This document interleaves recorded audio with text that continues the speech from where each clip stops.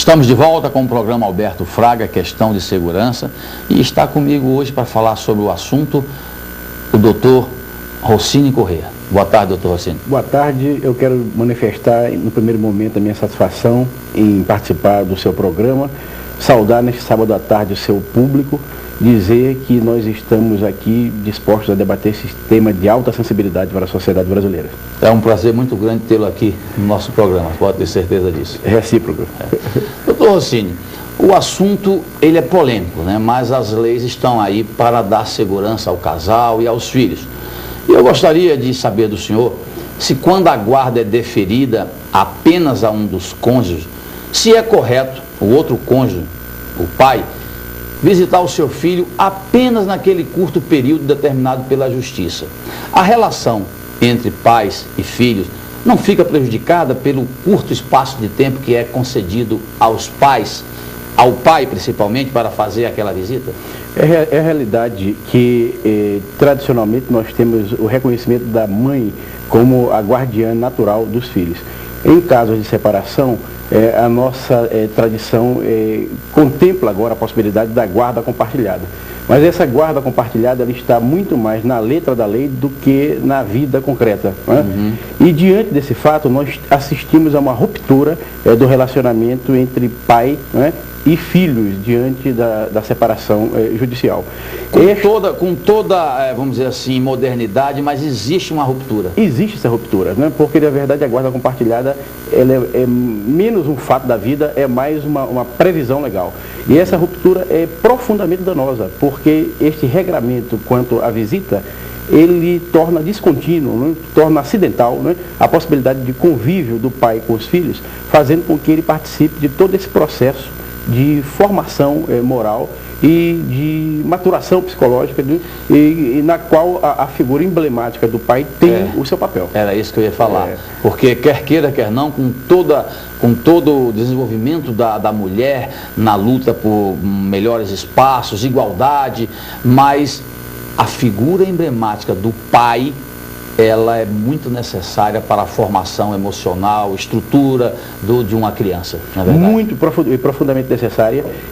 A psicologia reconhece como um hiato altamente danoso, né? Uhum. A falta de um referencial masculino na formação dos filhos. Né? E esta falta, ela só pode ser suprida se o regramento normativo passa a contemplar a possibilidade de um contato permanente do pai com os filhos, a despeito da separação judicial. O senhor tem muita experiência na área civil, né? Civil, vara de família. O senhor tem acompanhado casos assim? O que eu quero saber é se não tem aumentado a questão. Existe um costume, vamos dizer assim, que sim, a guarda sempre é da mãe. E também quem paga a pensão é o pai. Com essa, vamos dizer assim, com essa modernização da mulher, com essa evolução da mulher, não tem quadros. Não está mudando esse quadro, não? Ou é só, continua sempre a mulher tendo o direito da guarda? Porque se eu me separar da minha mulher, eu gostaria de ter a guarda do meu filho. Sim. Né? Então eu queria saber se não está mudando esse quadro. Esse quadro está mudando. Na verdade, nós assistimos a uma mudança que ela não se evidencia no grau que nós poderíamos aspirar e esperar, porque nós estamos rompendo com uma tradição advinda do Código de Cláudio de Vilacqua, né? Que de maneira oportuna foi reconhecido como o código do pai, né? E do patrão, né? E do marido, né? Então nós estamos de alguma forma trabalhando contra uma tradição patriarcal que foi legalmente consolidada e que vigeu demoradamente, né? Mesmo com a emergência da mulher, com a sua presença no mercado de trabalho, né? O quadro continua ainda a refletir muito mais, né, a manutenção da tradição do que a evidência dessa transformação. Mas assistimos hoje, né, a processos nos quais, né, estas referências passam a revelar mudanças, porque há mulheres hoje que assumem, né, a família, né, assim como há homens que reclamam a guarda dos filhos e os assumem diante da separação judicial. Agora, quais são os reflexos que o senhor vê no caso de uma separação?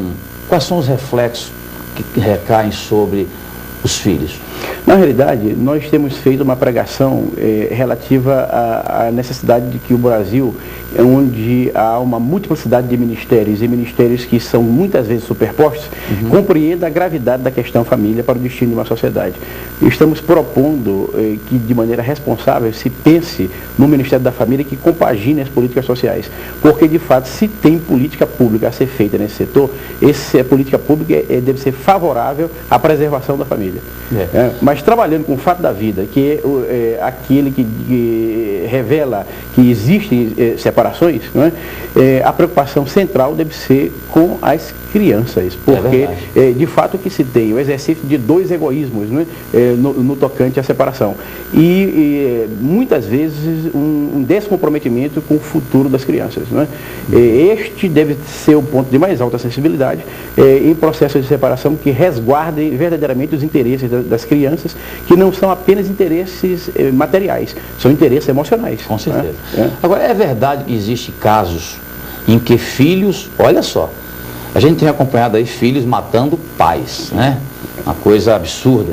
Mas é verdade que existem casos em que filhos processam os pais, o pai, por não participarem das suas vidas, ou seja, ao se separar, esses pais não deram mais a atenção, porque tem pai que só dá o dinheiro, deposita lá e acaba.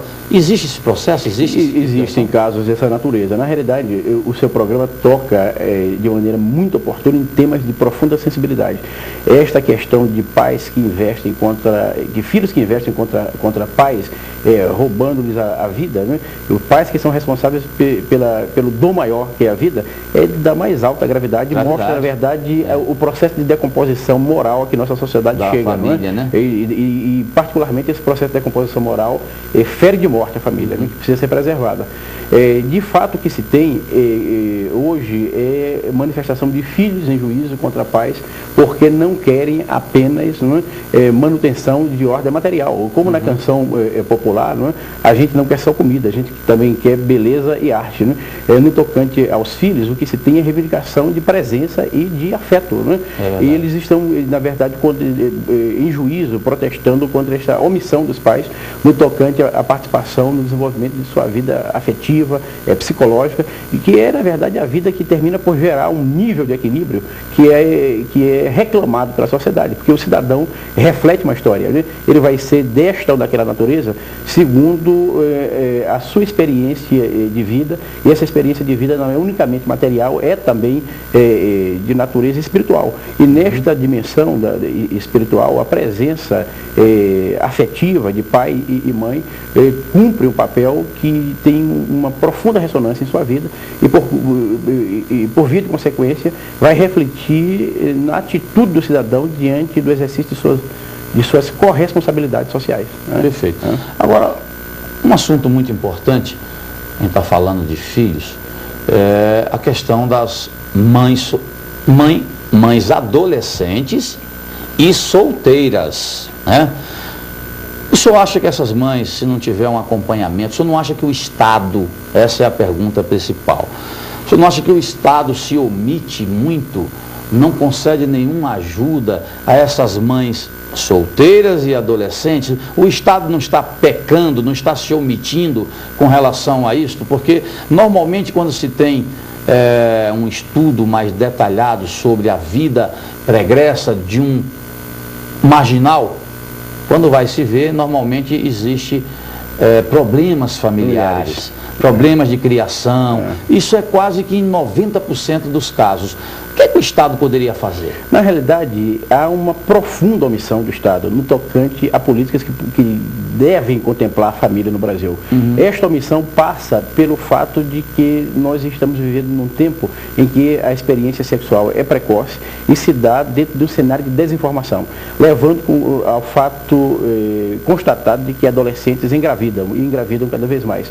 E daí nasce esse fenômeno da adolescente que é mãe solteira. Este filho tem que que políticas públicas a seu favor? Rigorosamente não as tem no Brasil. O Estado se omite e este drama que resulta da desinformação se manifesta, na verdade, em crianças que vão nascer num ambiente de desassistência, quer material, quer emocional, fazendo com que daí haja a propulsão dessa válvula que vai alimentar a violência na sociedade. A política pública necessária para este problema é uma política que deve começar por um processo de informação, né? E deve estar desenvolvida numa perspectiva de, havendo gravidez, dar assistência, quer material, quer psicológica, a esta mãe, para que ela possa, num cenário de mínimo equilíbrio, né, poder criar o seu filho. Né? Estas políticas não existem rigorosamente no Brasil. Doutor Rossini, é uma questão muito grave e nós vamos, cronologicamente, nós estamos chegando agora nas crianças de rua. Né? Mas como é um assunto, eu sei que a sua resposta será um pouco mais demorada, vamos fazer um pequeno intervalo e a gente volta em seguida. Por favor.